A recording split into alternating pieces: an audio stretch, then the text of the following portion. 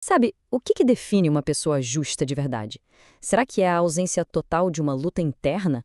Ou, ou será que é a vitória que a gente conquista todo dia nessa batalha?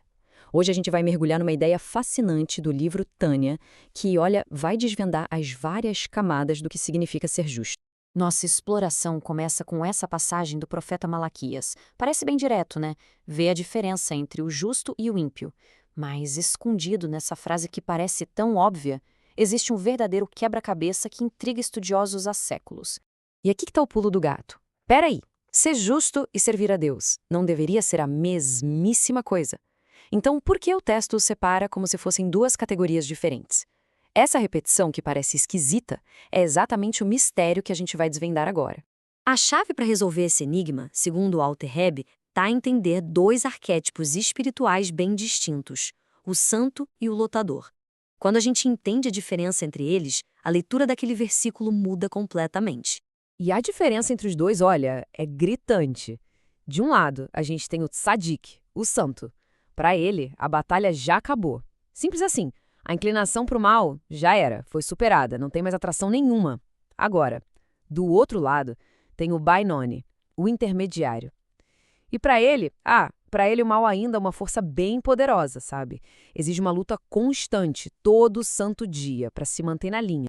Ok, então agora que a gente já conhece nossos dois personagens, o Tsadak e o Benoni, podemos voltar lá no versículo. A primeira grande pista para decifrar esse enigma está escondida na própria palavra servir. Em hebraico, a palavra para aquele que serve é oved, e o detalhe crucial aqui é o tempo verbal, é presente contínuo. Isso não descreve um título ou um estado final, mas sim uma ação que está acontecendo agora. É um processo, uma luta em andamento. E essa luta constante, essa briga diária contra a própria natureza, isso é o serviço na sua essência. É a definição perfeita da jornada do Benoni, que está sempre ali, batalhando para manter o controle do próprio corpo, da sua pequena cidade. Agora, vamos comparar isso com a palavra Ived, que significa um servo. Olha só a diferença. Isso é um substantivo, não é mais uma ação. É um título, um status que alguém alcança depois que o trabalho está feito. A missão está cumprida. Então o tzadik, ele sim é chamado de servo de Deus. É um título que ele conquistou, tipo sábio ou rei, porque a batalha interna dele já foi vencida. A guerra acabou e ele saiu vitorioso. E aqui, o quebra-cabeça começa a fazer sentido. O versículo não está sendo repetitivo.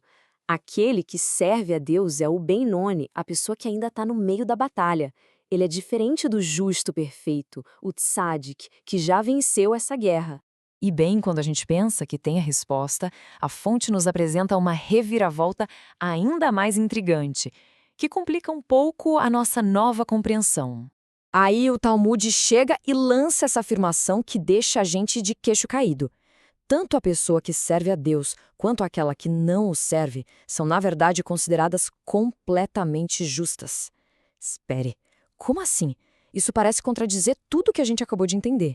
Isso nos joga num segundo enigma ainda mais profundo. Como é possível que alguém que não serve, ou seja, que não está em luta, ainda assim seja visto como perfeitamente justo? O que isso pode significar? E a resposta, de acordo com o Tânia, está em perceber que a categoria do Bainoni, o intermediário, não é uma coisa só. Na verdade, ela se divide em duas subcategorias bem distintas. A solução está aqui.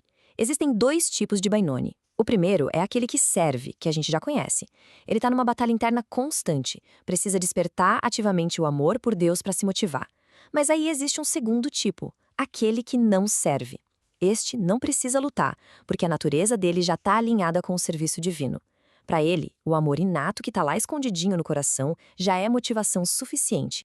Mas como assim alguém não precisa lutar? O texto dá uns exemplos bem práticos. Pensa numa pessoa que é naturalmente estudiosa, que se sente em casa no meio dos livros. Ou alguém com um temperamento super calmo, que simplesmente não se sente atraído por desejos mundanos. Ou até mesmo alguém que praticou tanto um bom hábito que ele virou uma segunda natureza, não exige mais esforço nenhum.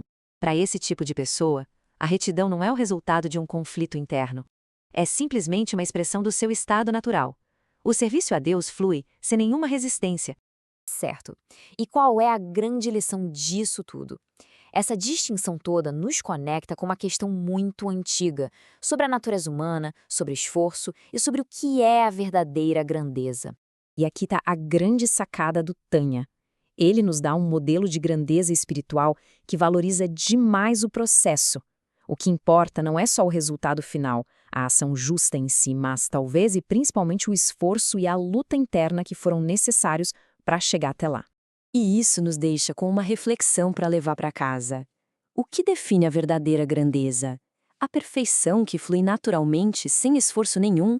Ou aquela vitória suada, conquistada a cada dia na batalha contra si mesmo? É uma pergunta que redefine completamente o que significa servir.